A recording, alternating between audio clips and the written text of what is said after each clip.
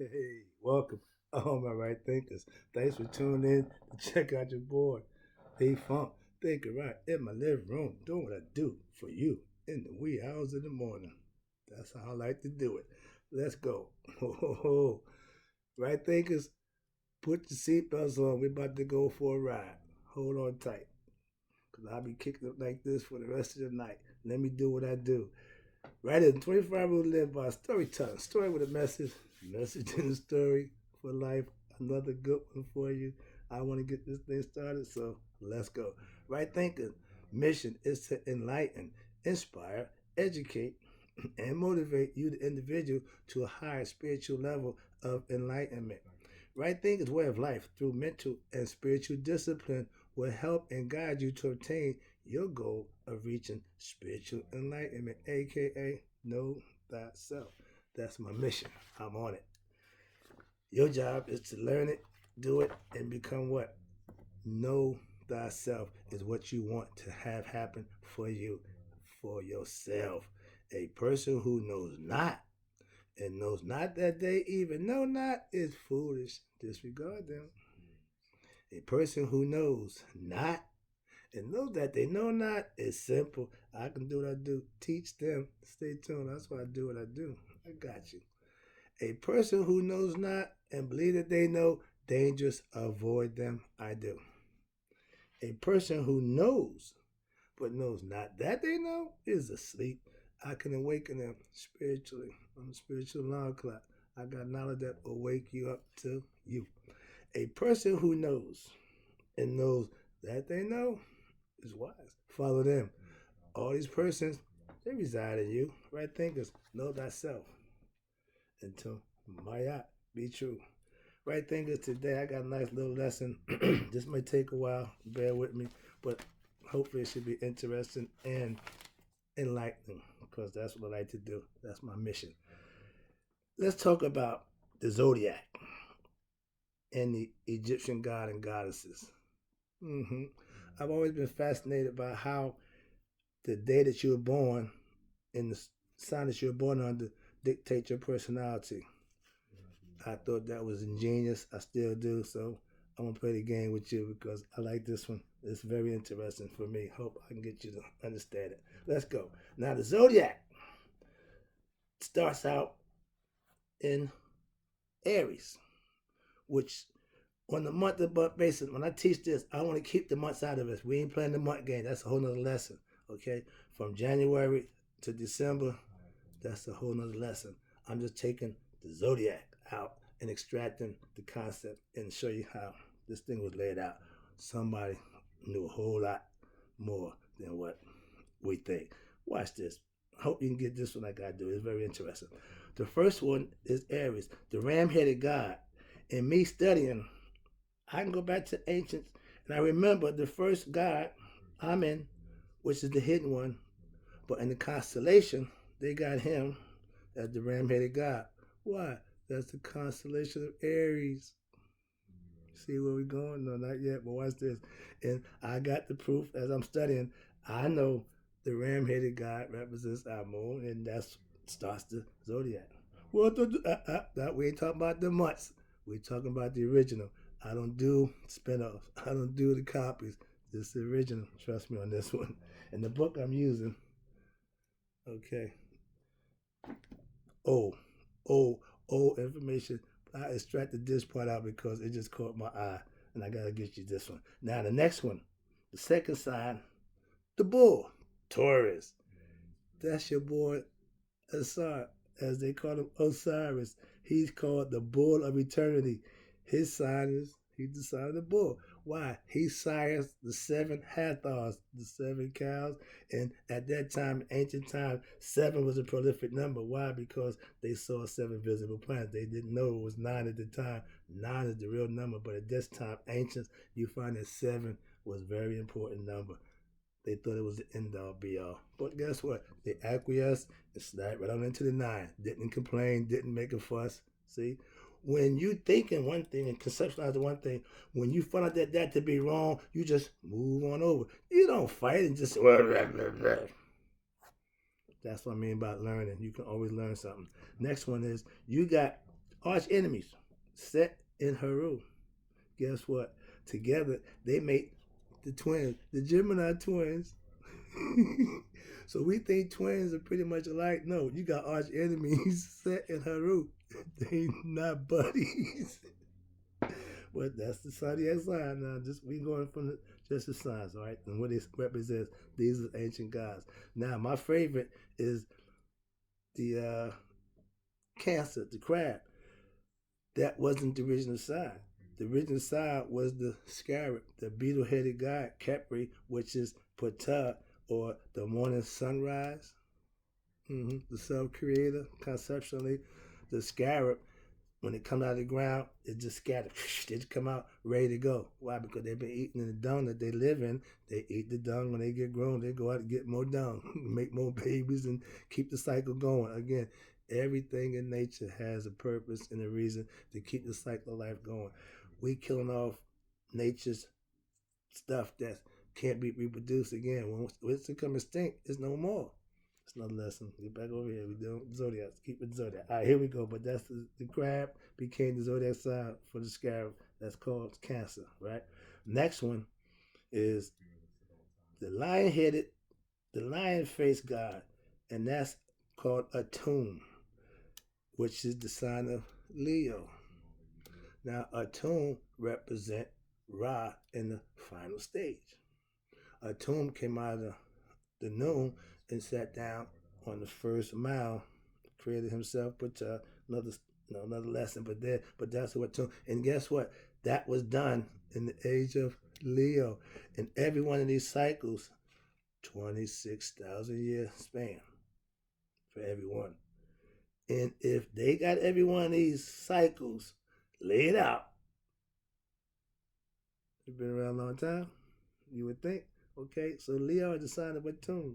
Okay, Atum is the guy you see with the double plume head. Okay, that's him doing that. And the double plume, dude, they represent Nephthys and Isis. Okay, another little tidbit there. But the next one that's Leo. After Leo, you got the constellation of Virgo. A lot of people don't know about the ancient goddess Neith, the original virgin.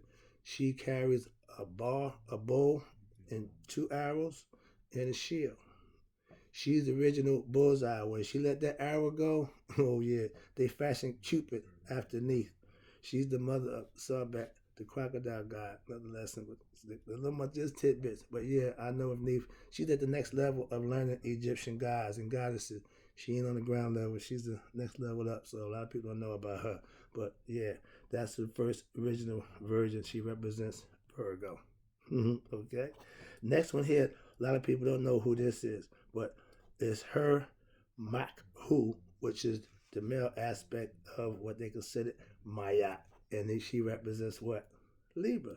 The scales, justice, my girl. Yeah, she's in there. See, these is all ancient goddesses, but they tie into the Zodiac. Make you say, okay. And remember, we ain't doing the months. We're just doing the Zodiac and the sign, okay, and what it represents. The next one we going to is Scorpio. They got the lady called Serket. She got the body of a scorpion, but the head of a female. That's the scorpion goddess. But Isis was protected by 7 scorpions when she went into her disguise looking for her husband, going through the streets like a poor old lady. And the lady who turned her back on her when she went to the door, one of the scorpions came back and stung her. But she also brought her son back from death from a scorpion bite. So she knew something about the venom. Again, the same venom that will kill you can cure you. She knew that, so she knew magic. Again, also, she was a bad girl, Isis. All right. Next one you got to get here. Now, you got, what's that? After that, Scorpio, you got Sagittarius, right? Most people see the horse, the half man, half horse with the bow and arrow. Yeah, okay, the archer. But guess what that is? Shu, which is air. Tefnut, which is moist air. The firstborn of Ra. Together, they form the archer in the sky guy. Okay. I'm just saying, it's kind of amazing to me how they got all this stuff down. Now we about to get to my favorite part. The noon. Everybody know about the noon. I tell you about the noon is endless abyss. In the Bible, it's called the abyss, but the ancients called it chaos. Why? Because it was full of possibilities, but it just didn't activate. It just didn't do nothing. It's just there. That's chaos. Anything could be possible. Potentially, it can do and become anything, but chaos meaning nothing's being done. So what did Ra do? He created Maya to give it order. But the noon is the goat-headed ram or the goat-headed sign for the sea goat. Sea goat meaning the goat. He had the head of a goat, body of a goat, but the back body is fins. Why? Because he can go in the water. The noon, water. And when I first heard the sea goat, I said, never understood that. But he was studying, doing SeaWorld, just digging a little deeper and getting information. It all makes sense. It ties in. And I'm familiar with the noon. I know just about that, but I had no idea it represented my zodiac sign. Okay, so I got a little kinship there. But all this is done long time ago. That's my point. Long time ago they figured this out. Now the next one is these two is the add-on months. Another lesson there. But you got Minal, which is the river in Africa, a big mighty river. But we use Hapi, the Nile Valley. When the Nile River flow, when Hapi is happy, when he's happy, his name HPI. When he's happy, the Nile flows. It just flows because he's happy. If he's not happy, if he ain't satisfied, there would be a drought. There would be a drying up of the Nile, and the people would starve and suffer. So they want to appease Happy. They claim to do that. That's the divine wet nurse, or considered the water bearer. Jesus told him in the Bible, go to the next man's house with the water bearer. The water is knowledge. Right now we're in the age of Aquarius. They knew a long time ago that when we got here, we would be technically advanced. We would be in a whole other precipice of a standard of living, which is modern technology. We head on in there right now. And I'm telling people, I'm saying this explanation, they're saying the robots, the machines, going to be man's downfall. So what do man do? Create more machines. You see this big wall up there saying destruction, death, demolition, destruction of self. And you hit the pedal to go faster because you want to get there as quick as possible. That is insane. But that's what mankind is doing. That's what society's headed to. They wonder, what's going on? Look who's driving the bus. They want to get to extinction. They want to find out if the prophecy that was prophesied is for real. Sorry about that. Get back. What was we? We was at Aquarius. Yeah, we in the age of just the information age. We are informed from ancient times that we would be here. I'm just saying. And last but not least, we're gonna deal with my boy Horus. Okay, that's the constellation of what? Pisces. We just came out of that. We just came out of that. That spooky, that mysterious, that hidden. Everything is, little seed. You got to let me want to take a shower after you get that nonsense. Why? Because everything was hidden. Now we in the information age. And we get to the months right quick. Yeah, the months start out in January. Why? Because that's Capricorn. December was the 10th month. We added 2 more months. December ain't the 12th month. It should be the 10th month. Another lesson there, but yeah, that's where it comes from. But the Zodiac was already fixed then. Okay? When you understand, watch this. Now, he's still on 2 crocodiles. Ancient time. We had Jesus in his form, which is the second coming of Haru. See, we going, and they tell you they didn't copy it, they didn't steal it, they didn't plagiarize it. That should be just ridiculous. Why? Because the same concept that we had 45,000 years ago, they used it 2,000 years ago, and where I'm going with this is to know he didn't just make that up. But the bottom line is he was standing on nature. He kept the mysteries within himself. That's Haru. That's us, the spirit of his father reincarnated in us and in the flesh, all that good stuff, yeah. But he stood on 2 crocodiles representing he was in control of nature. All right, now let me read this right quick for you. I'm out of here. Ooh, okay, I hope you understood this. Hope you like the lesson. Let's go. It's not possible that all these gods and goddesses of nature powers from the Egyptians were constellated as figures in the universe. Now, this was done by what? No other than who? The Egyptians, the mystery teachers of the heavens. That means they had to observe the sky a long time, for a lot of time.